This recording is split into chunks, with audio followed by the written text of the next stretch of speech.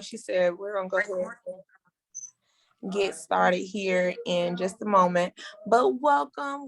Very excited to have you here today on this amazing Saturday. As you will see, I do have children. So they will be around. But just let me know if you need me to repeat anything or if you have any questions. I know that you're eating right now, or you will be eating in a minute. So definitely feel free to use the chat as well. Okay.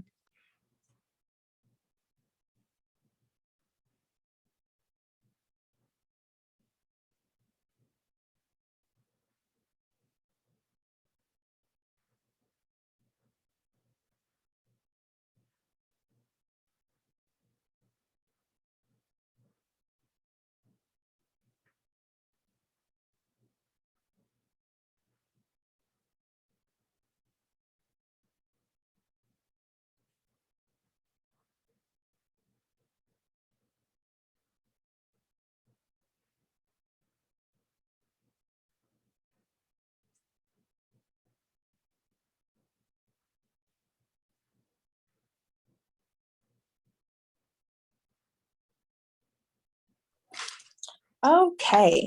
I think we should go ahead and get started. What you think? Yes, I agree. We can go ahead and get started.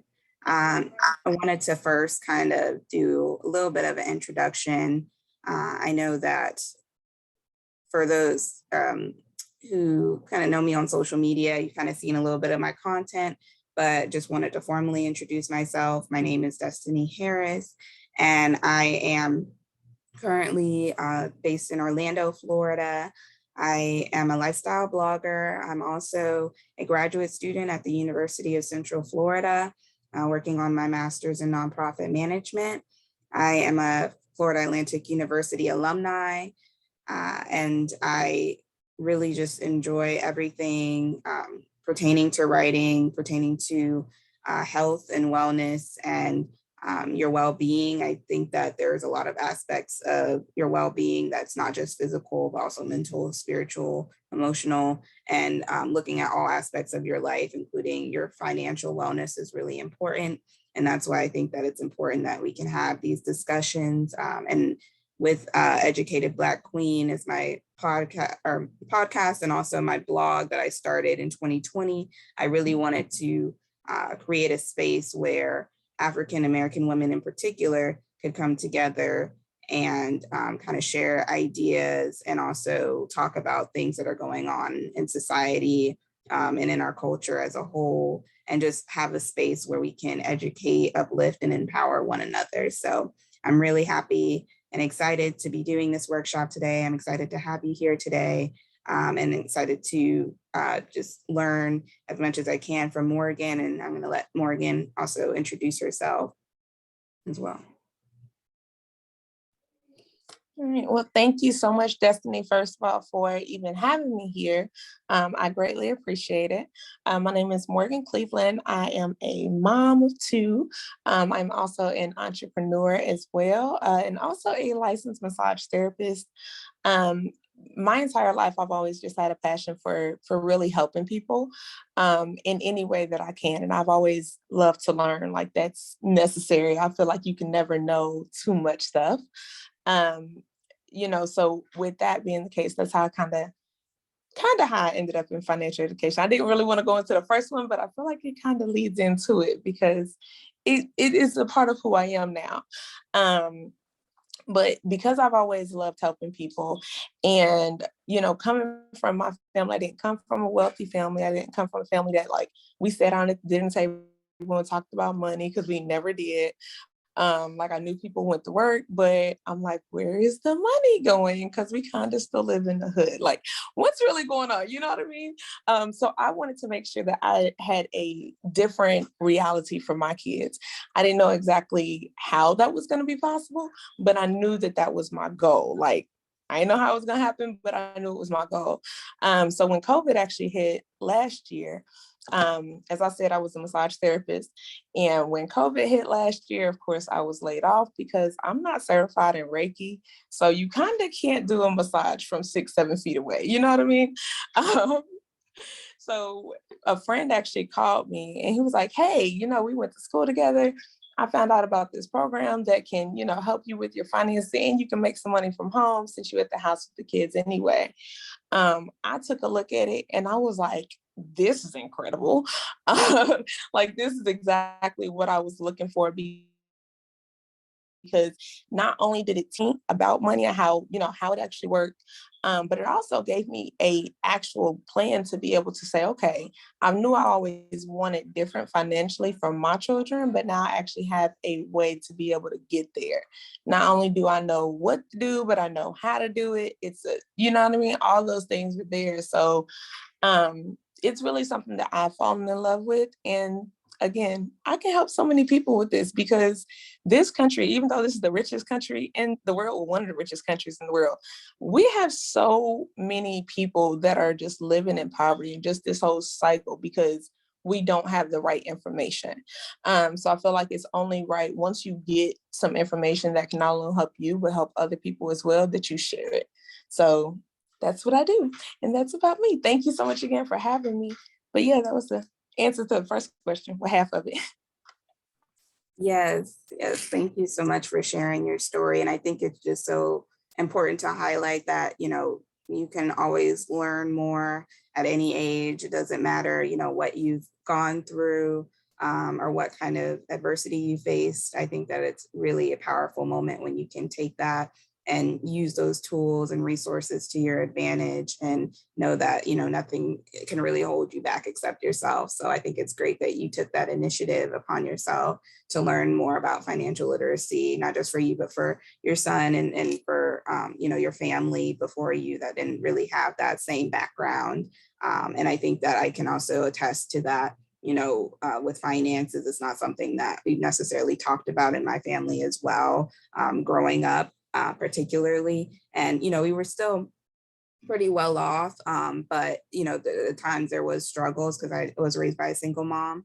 And just thinking about the future that I see for myself, I definitely want to make sure that I can perpetuate more financial wellness and more literacy in my life as well moving forward. So thank you for that. And I wanted to kind of also ask you if you could talk more about what challenges you face so far, in your experience of this journey of becoming financially literate, and things that you still hope to accomplish later on, before we get into more of the specific things that we're going to learn in this workshop. Yeah, definitely. Some of the challenges that I've faced as far as being a financial educator is, for one, trying to tell people that I've grown up with how, like, hey, you should take a look at this, because I have a way that you can actually become wealthy. They're like, how you gonna tell me how to become wealthy? And we're from the same place, so that's a challenge, because it's like, it's a mindset thing. I feel like that's the biggest challenge that I face, is the mindset, because when you are raised with this mindset of, there's not enough money, money doesn't grow on trees, like, you don't need that, you know what I mean? It almost puts you in this mindset of saying, okay, well, if I don't need it, then I shouldn't have a desire to want it, which ultimately ends up limiting what we actually can do. Because if it's like, oh, you feel like you just need a basic apartment instead of you needing a house, and you have a family, like, then you're not going to work for the things that you need to work for to be able to get to that level that you actually want to be at, because you don't feel like you need to want things. You know what I mean?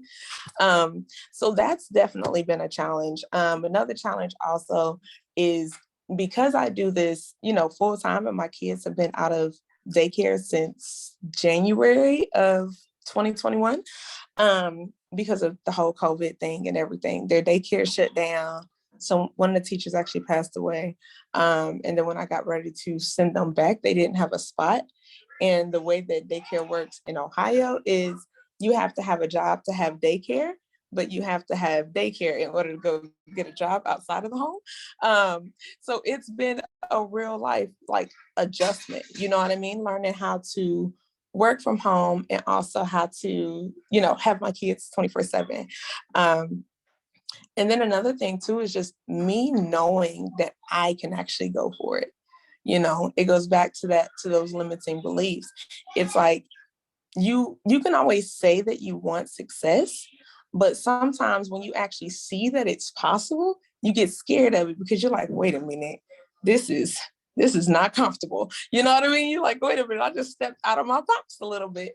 So, really just that personal growth side of it.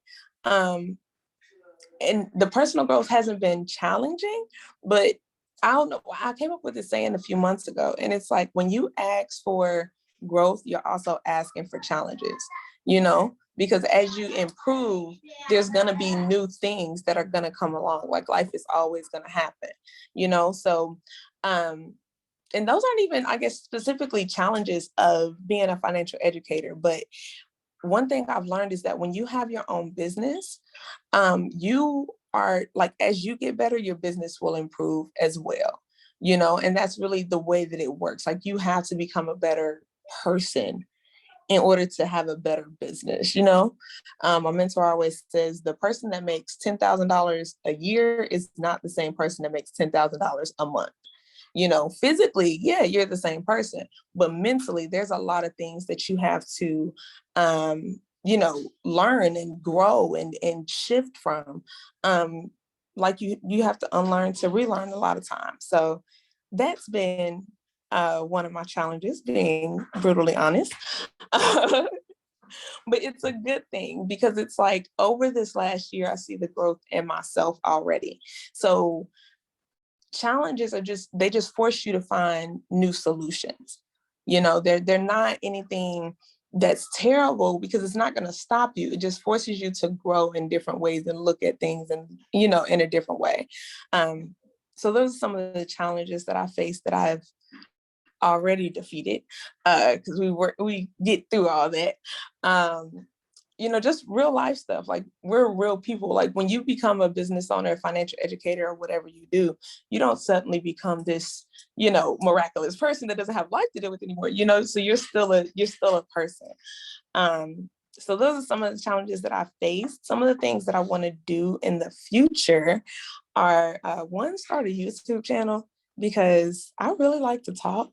And I think that that would be a little bit easier for me versus than trying to get on IG Live and stuff, because your certain stations are only going to go to certain people, like, it has to go to your audience, versus when you're on YouTube, you can open your audience up to so many people. And there are so many things that I've learned in life and gone through and experienced and gotten to the other side of, that it's like, I want to be able to share all of these little lessons, with people in one area, so that it can be found by whoever may need it. I also want to start a nonprofit organization for teenage mothers, because that's a passion that I have very, very close to my heart. When you are a teenager and you become a mother, you're like, the odds of you actually making it are very few and far between. You know what I mean? Like, physically, yeah, you'll make it, but you won't be like, you'll just be surviving. You won't be thriving. And I feel like there's something that I can do about that. So I want to have something similar to like a Job Corps kind of setup, where they live there and everything. But they'll be able to live there. They'll be able to, finish high school or go to college, whichever one, they need to do. We'll give them, homework assistance, daycare, life skills, talk about self-love, because a lot of these things we don't discuss as teenagers, and you discover them as you get older. And the lessons that you learn, like, as you go through life, when you get older, you should go back and give those to somebody that is, may have been in your shoes, or may be about to step into your shoes, because life is full of lessons. So we need to share those lessons. So that's something that I definitely want to do as well. I think I answered all of your questions. I feel like that was a long answer, but let me know. Yes, thank you so much for those She put some stuff responses. in the chats as well. Yes, yes, I'm also Sorry. keeping up with the chat.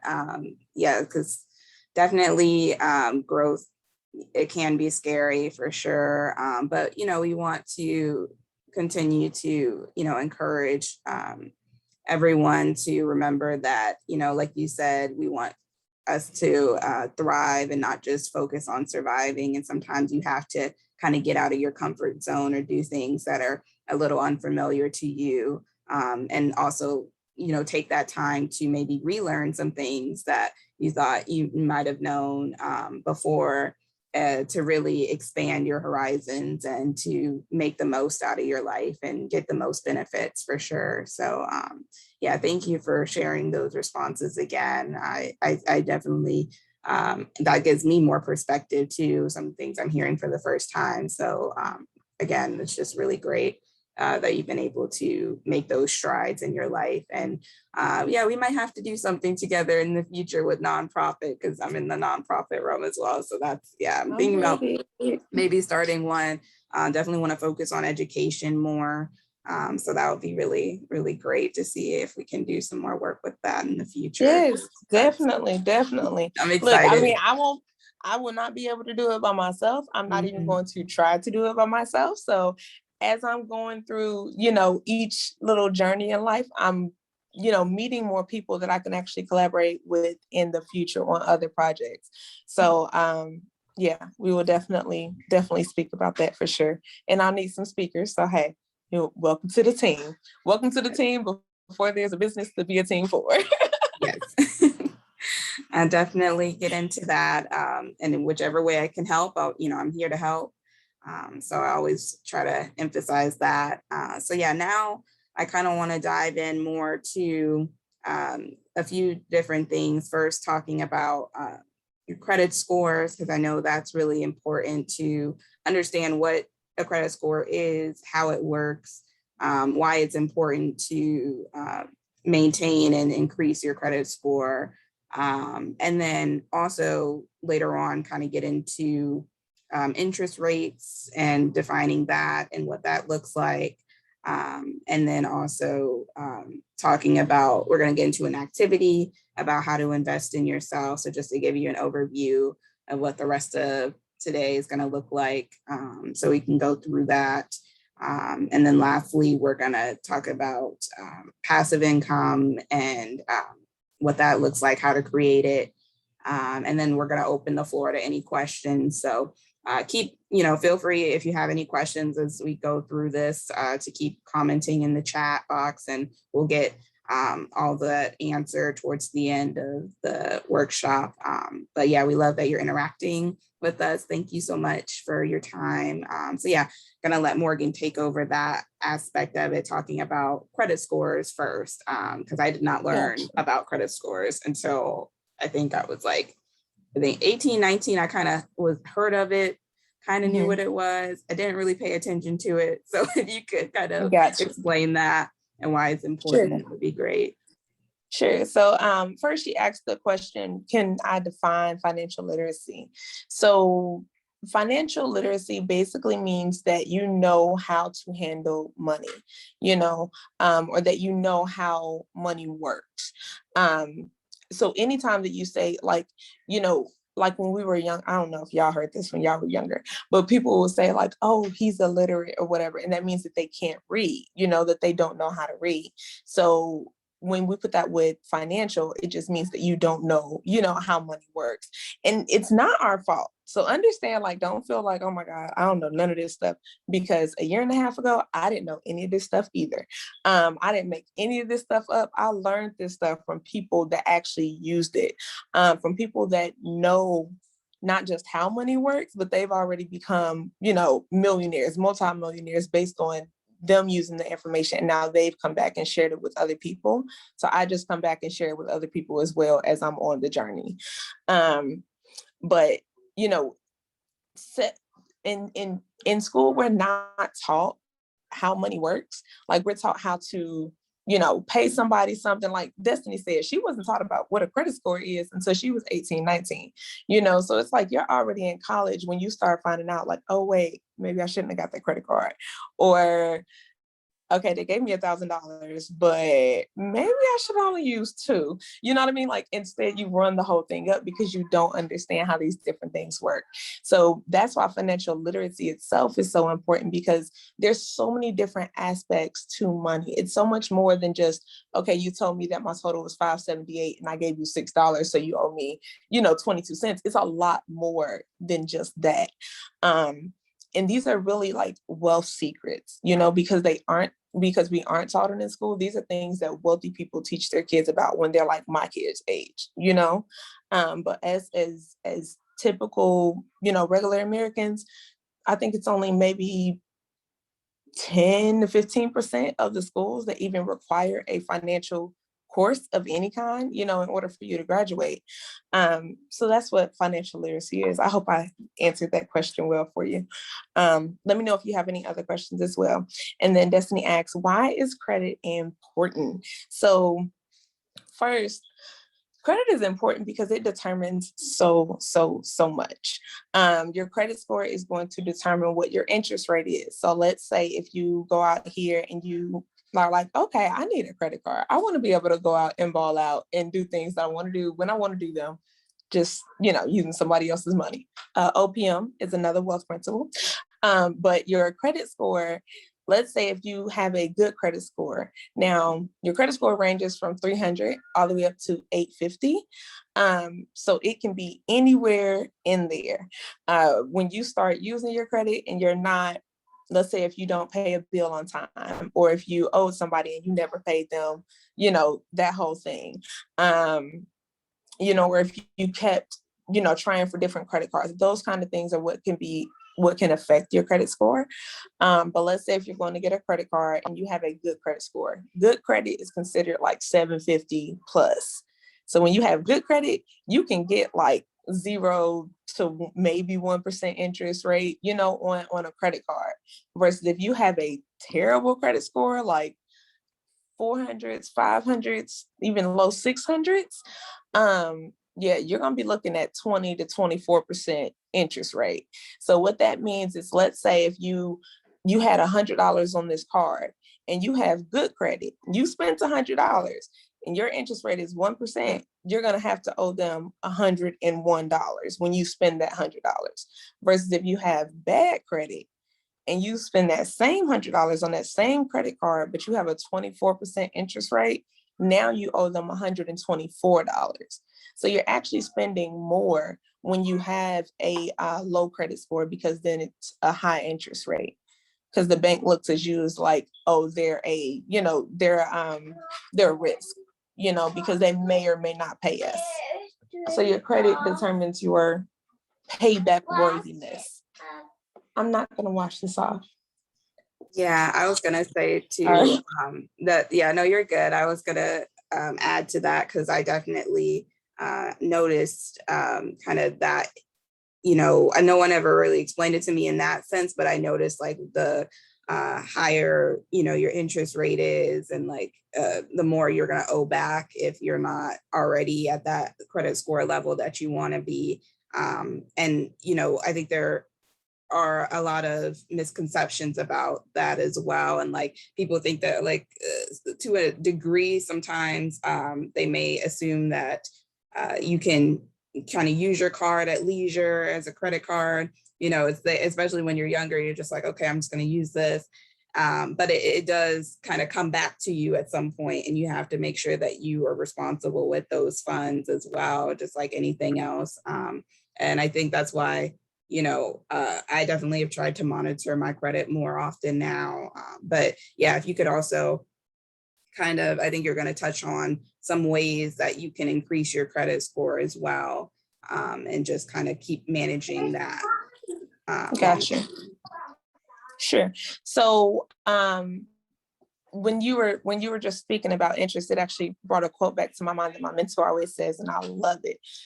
He says that interest is the penalty you pay for the right to own things in advance before you can actually afford it. You want me to say it again? She was like, oops. Because I'm telling you, when he said that, I was like, oh, you're right. It is the penalty. Ain't it? It makes you say, geez. Like, Lord, it hurts when you put it like that, but it's so true. So I'll say it again, Destiny. Interest is the penalty you pay for the right to own things in advance before you can actually afford it. Now, the mentor that said that is Brian and Bean. You can definitely look him up on YouTube. He's got tons of videos on there for sure. But some of the things that you can do, you asked me, where do you get your credit report or how to improve it? Yes. Well, you can answer both, how you get it and how to improve it. But yeah, I love that. The interest is the penalty you pay for the right to own things in advance before you can actually afford it. Oh my gosh. Yeah. Never heard. Yeah. So true. It's exactly what it is. Because see, you can take out a loan for something, and depending on the interest rate on it, that interest is going to be paying, like you're going to be paying that interest forever. You know, if you have really bad credit and you went to buy a car and you paid that car off like the way that the bank tells you to pay it off, in reality, you probably paid for 3 or 4 cars, but you got one car sitting in your driveway.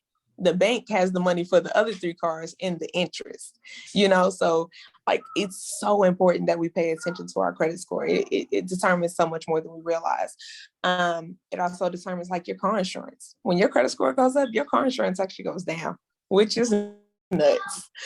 Your home interest, you know, your home insurance. Hang on a second, guys.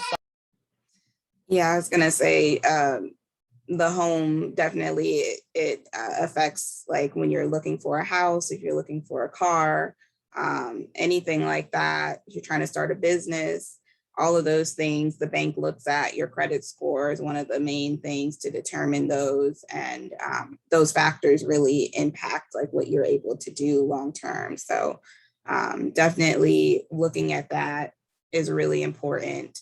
Yeah, I'm very cognizant of that as well, when looking at my own credit score. And I only use my credit card. I try not to use it too frequently myself. I try to use it only for purchases that are kind of like gas or, you know, every now and then, just like other little expenses here and there. But usually I try to stick to my debit card as well. So, but everybody has their own methods for how they use their credit and manage that. So yeah, that was kind of just my little tidbit there on that. Nice. Thank you. Thank you. Let me let you know where you can get your credit report as well. So you can actually go to annualcreditreport.com and get your credit credit report from each of the credit bureaus. There's 3 of them. They all have different scores, so you need all 3. Because some places are going to report to certain credit bureaus and not report to others. You know, so they're all different. The scores are typically in the same, you know, and maybe a 20 to 30, you know, point range as far as difference between each one of them. But just get your report. You are able to pull that. Prior to the pandemic, you could pull it once a year for free. Now, if I'm not mistaken, right now it is actually once a week because of the pandemic, you know, so much fraud and stuff going on. But for sure, you can definitely pull it once a year with annualcreditreport.com. When you do pull it, you want to go over it to make sure that you don't have any, you know, any items on there that are not actually yours. When we pulled my brother's credit, he had a T-Mobile cell phone bill on there that was like $2,000, and he's never even had T-Mobile. So, you know, then you need to start the whole dispute process and everything else, which is a lot. If you are doing it on your own, it definitely can be a lot. I've tried to dispute things on my own before, and I was not able to get anywhere, which is one of the things that I love about the company that I'm partnered with, because we actually have credit restoration agents that do everything for us. So I just gave them the reports and let them go to work. I was like, y'all fix this. I don't want to do it. And they were actually able to get stuff removed off of my credit that shouldn't have been there in the first place. I've been trying to get it done myself, and I just had no success. So thankful for them. I don't know who they called or what they said, but thank God. Um, Now, what you can do to actually improve your credit is, like I was saying before, paying your bills on time is going to be a big thing. When you have a credit card, you don't want to use all of it. If they give you $1,000, please don't run up $1,000, because then it's affecting what's called your utilization. There's different things that go into your credit card score, into your credit score. So like the length that you've actually had an account, how much you're actually using on that balance, all of these different things that play into your credit score. So you don't want to use everything that they gave you. They gave you $1,000. I wouldn't use any more than 30%. If you have to use anything more than that, try to pay it off before the statement date, before it actually cycles to the next month. But there's different things that you can do to help with that. Like I said, review your reports often. Oh, and also get negative. Exactly. Calm down. Goodness. Sorry. You can also remove negative items from your credit report as well. So inquiries are not a big deal. They will put a ding on your credit, but they typically fall off after so long. But like, you want to look for accounts and things like that should not be there. So yeah, and another thing too is even with our program, you can actually use a smart credit. It's an app called Smart Credit, and it actually helps you monitor your credit. Now, I believe that you can get Smart Credit like independent of our membership. I'm just not exactly sure of how much the cost of it is. But one of the things that Smart Credit does is it actually tells you exactly what you can do to improve your credit. So for me, because the experts are actually doing everything that they can do, they tell me what I can do. So like my credit card, if I have a $200 balance on there, they say, okay, you can use this little sliding scale. And then let's say if you pay $67, then your credit score will go up X amount of points. If you pay, $100 though, your points will go up this much. So it gives you a little bit more control, and then you're able to see your score in real time as well. So definitely check that out, Smart Credit, for sure. Yes, I'm adding that Smart Credit. I'm adding that also, and looking at annual reports. So these are all really good notes I'm taking here.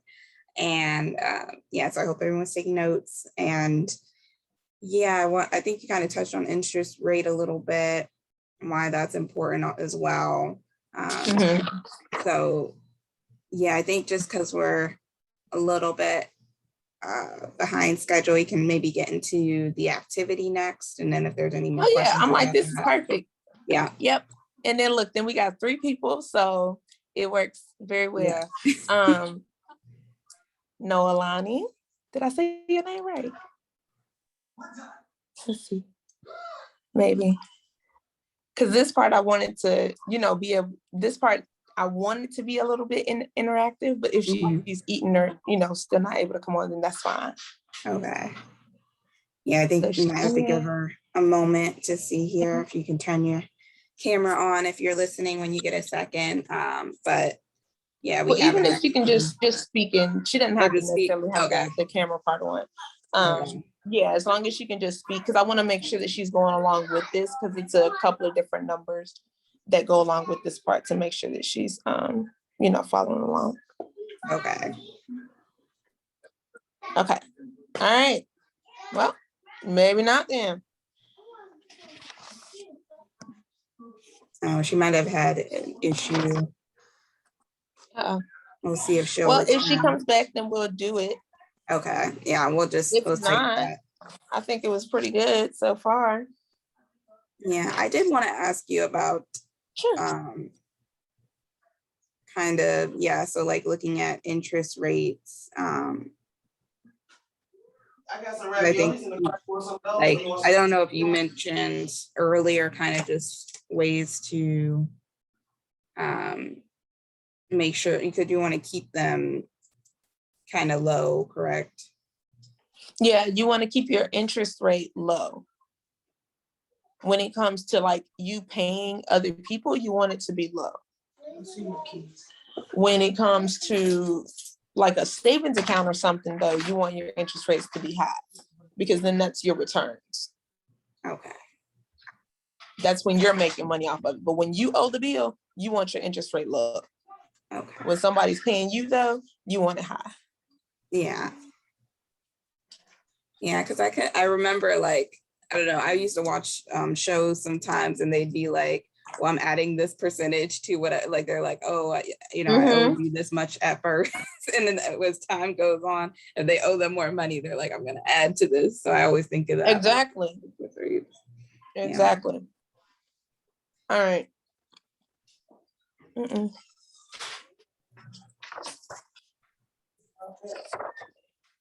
I think it's going pretty well. Yeah. Hopefully it was informative. If that was one of your friends too, just afterwards, send her a message and just say, hey, how'd you like it? Just get some feedback. Because I kind of feel like I was talking too much. Was I? No, not to me. I think I was. Oh. I think we probably, because of the time off, we probably could have made a few of the topics a little bit shorter, but I know we were kind of running behind on time there. So that kind of threw off the schedule a little bit, but that's okay. Yeah, I think you still were able to give them some. Yeah, it's all good. I mean, we're not, even if we were doing an hour and we still have, 14 minutes now, but when she initially hopped off, we had a little bit longer. So I don't think that's bad because this banker secret thing is going to take maybe 5 minutes.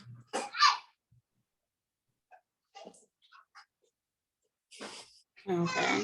Well, we can still do it. Because I was interested to see how the activity works if you want to. I don't know if you want to keep recording or not, because they haven't.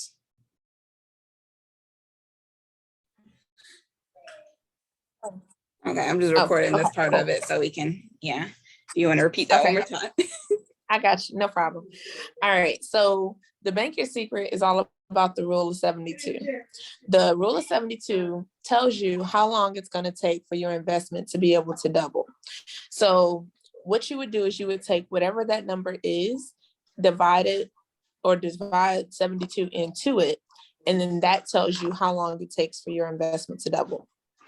All right, so let's say the person with 4%, her name is Sue, and then I'll be 6%, and then we'll give you 8%.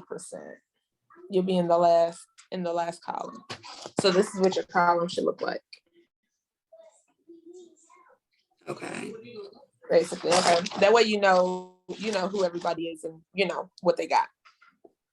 So for Sue, who is in the first column, now here's the thing. For all three of these people, what we're gonna do is we're gonna see what their investment is or what their balance is at the end of it at retirement age, which right now is 65, right?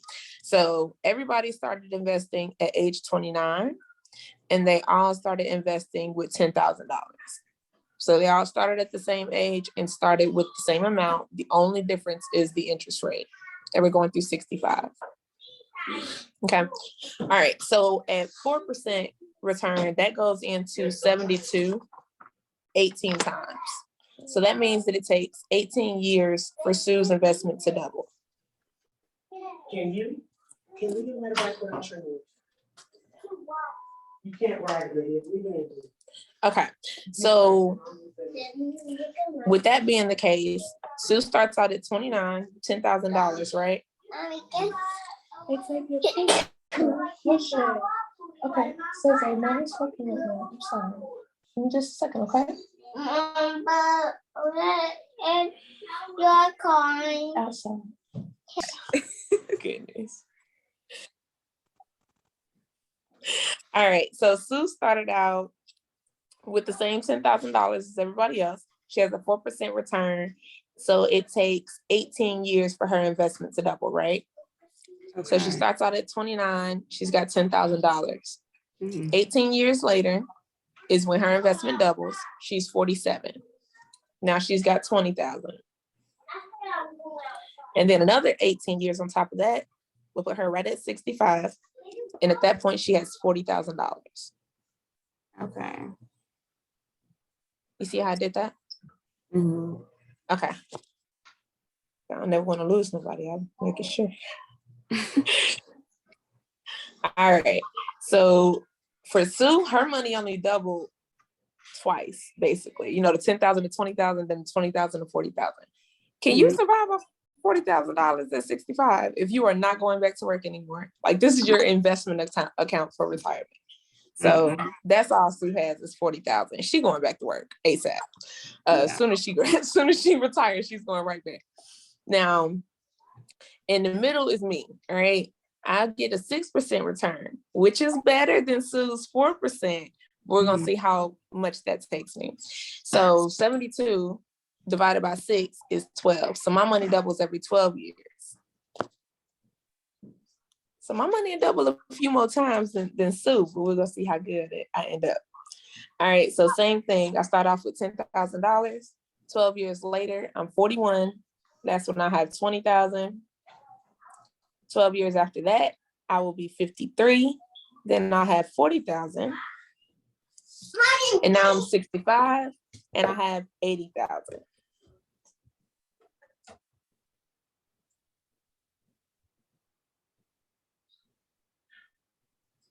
Could you repeat that one more time? So he's at 41, you got 20,000. Yeah, so at 41, I have 20,000. And then when you add 12 years to 41, you get 53. And then I'll have 40,000. Because that's how my money is doubling. Every 12 years it's doubling. And then at 65, I'll have 80,000. Yeah, so that ends up being like double what Sue had at that same age. Exactly. Return was higher. Mm-hmm. Exactly. Only by like so this is when you only want to look at these numbers like really when you are investing. You know, that's what this is for. Because think about it, if you are, you know, even if you look at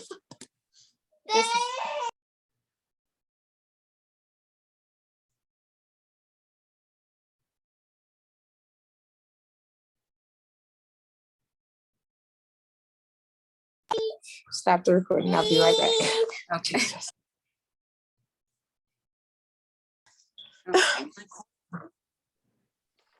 All right.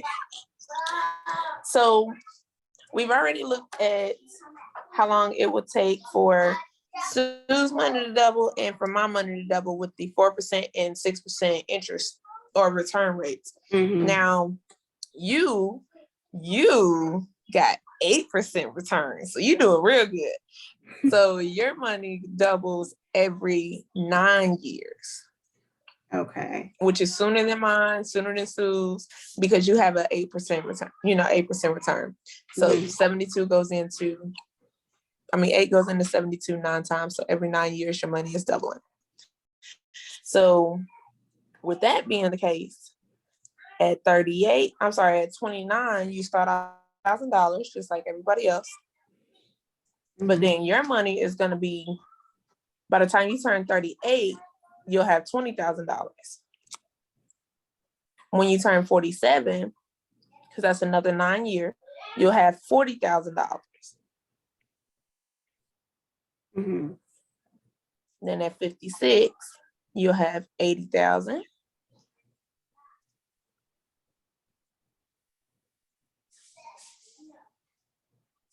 And then at 65, you'll have 160,000. Oh, I should have done the 12% return.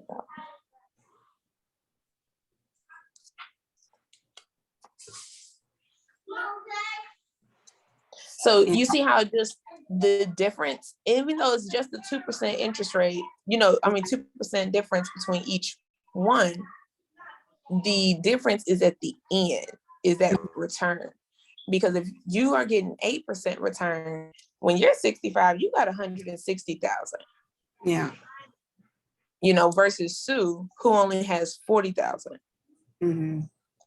Now, we normally do, that's what it is. I should have done the 12% for you. But if we did a 12% return for you, you would be looking at over $600,000 with the same $10,000 investment. And that's the big thing here, is that they all started at the same age. They all had the same $10,000, but their return was different. Mm-hmm. So when you're investing, you want to make sure that you're looking for accounts that are going to be able to give you a high return. Like your 401k does not give you the highest return. You know what I mean? If you go to any bank, like you can't even get 4% return at the bank. Mm-hmm. The highest return that the bank is going to give you on a savings account or checking account, whatever, is going to be maybe 1% if you're lucky. Yeah. Most places, like my bank, is 0.1%. Mm-hmm. So if I gave them $100, they're giving me $100 and 1 penny. Even though what the bank does is something called arbitrage, where they actually loan out your money. They loaning it for 8 to 12% interest rate, interest, but then they're giving you less than 1%, returns on it. So they're making all of this money. So if you think about it, the bank would be like that 8%. You put your money in the bank as Sue with 4%, maybe even 4%. At 65, you got $40,000, but the bank made $160,000 off of that same money. So that's why it's so important when it comes to saving, especially when you're looking for like retirement accounts, things like that, that you want to make sure that you're looking for something that's going to give you a high return. We actually have a private reserve account, and it basically allows you to become your own bank. With that, you do get high returns, like that 8%. We have some people that even got a 12% return. I know one person that got a 14% return. So if you can see the difference in just going up to 8%, you can only imagine the difference in going up to 14%, because you really have to start thinking about how we're going to invest for the future, because every dollar that we don't invest today is really a dollar that we don't have tomorrow, because everything is going up every single day. So you have to learn how to make your money grow, faster than inflation is actually growing, which is determining the price of the goods and services that we go and get every day, like bread, milk, eggs, gas, everything is going up. So you have to make sure your money is growing faster than inflation is. Yes, definitely. Because I have noticed that inflation has gone up. This is a really good exercise to kind of give more perspective, because I hadn't done anything like this before. So I appreciate you taking the time to show me this and kind of explain what good investment would look like, and looking for a higher return when investing in the future. So, because I do want to work on investing in things as well, now that I am working, and kind of looking at where the best places are to spend my money and keep my money and do different things like that, to kind of build myself and my wealth. So I appreciate that. Very welcome. Very welcome. Thank you so much for having me and allowing me to be able to share with you. This is just one of the things that I've learned, from them, things that we just really are not taught. So I feel like as we learn these kind of things, we should freely share with other people, for sure. Okay. Yes. So yeah, I'm gonna thank you again, and I'm gonna, and I wanted to ask you if anyone wanted to reach out to you, where they could contact you. Definitely. If anyone wants to go ahead and get in touch with me, you can contact me via text message or give me a phone call at 937-727-3686. And then I also have my email address as well, which is contact.morgancleveland@gmail.com. And then I can also be found on Instagram as well, which is where we met. the number 1, ambitious, underscore girl. So the number 1, ambitious, spelled AMBITIOUS, underscore GIRL. That's on Instagram as well. And then on Facebook, I am listed as Morgan Cleveland because that's my name. Yeah. So yep, that's all of my information. Oh, and my website as well. I'll give you that too. That way, if anyone wants to go in and check this information out, that website is also MWR, M as in Mary, W as in water, R as in Robert, financial.com/Morgan Cleveland. So that's the website as well. Okay, perfect. So if anyone wants to reach out, those are your contacts. Also, let me put them in the chat here, just so if anybody who just came on wants to find you, have that information. And thank you so much for doing this activity and being here with us today. So yeah, I just put that in the chat. Okay, perfect. And thank you so much for having me today and let me just share this information because financial literacy is very important. I feel like it's important for us not only to leave money to our kids and leave assets and things like that to our children, but also to teach them how to manage those things, because you can leave them $1 million, but if they have no idea what to do with it, I guarantee you it will be gone, long before, long before they actually, long before it needs to be gone, because they simply don't know how to manage it. So we definitely have to learn how to manage our finances better, and also how to shift our mindset when it comes to dealing with money and being okay with speaking about it and being comfortable with opening our minds and learning something new about it.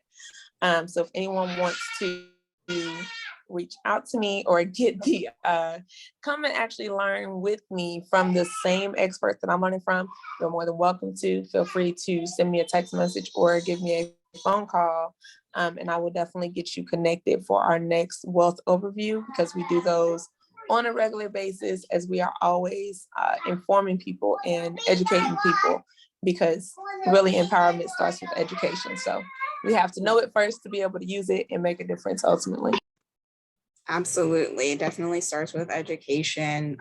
First and foremost, I absolutely agree. Thank you so much again for your time today. And I know you also have a few other events coming up with financial literacy and a program overview happening today at 1. So if anyone wants to get in touch to kind of go over that. And I know you do lives frequently on your Instagram as well, or trying to for future events. That will definitely be a great point of contact for you to have. So we appreciate Morgan for being here, hosting this financial literacy workshop for Educated Black Queen. As always, you can also go to my blog as well to find out more information about Morgan and how to get involved with that. And I will be also uploading some of this information to my podcast, Educated Black Queen, which will be on Spotify as well. And I think I might also upload this recording to YouTube, YouTube channel as well for Educated Black Queen, which you can find more information about on my Instagram and on my YouTube as well. So definitely, if there are any questions that I didn't get to in the chat or anything that you may have missed today, that will be available to you. So no worries there. And again, we just appreciate your time. I see Selena kind of joined us here, and we just thank you for being here. We had a few other guests that were in with us today, participants. So thank you again for your time. Thank you so much for having me. And before I signed off, I just wanted to, because I know Selena just got here a moment ago, we do actually have an overview coming up here shortly in about 45 minutes at 1 p.m. today on Zoom. So if you like that link, you can even comment here and I can put that information in there for you, or you can reach out to me directly. on my cell phone, and I'll be happy to send you back the link. The overview is free, so it's great information. It's really been life-changing for me. So I definitely would advise you to get on there and see what the hype is all about. Because it's a wealth movement, y'all. It's time to close the wealth gap in this country. It's time. It's time for us to come up and to do what we want to do, how we want to do it. So absolutely. All right. So thank you so much, Destiny, for having me, for having this class. And I look forward to definitely doing more events with you in the future. Yes, absolutely. Yeah, I put your phone number in the chat there. And you're sending those to me. Yes. Let's see. We want to do it to everybody. So they have that information there. And you can also, any other contact information. If you miss something, you can also reach out to me via Instagram or on my website as well. So you have that information as well if you ever need to get in touch. And I put my website there in the chat box as well too. So yes, thank you.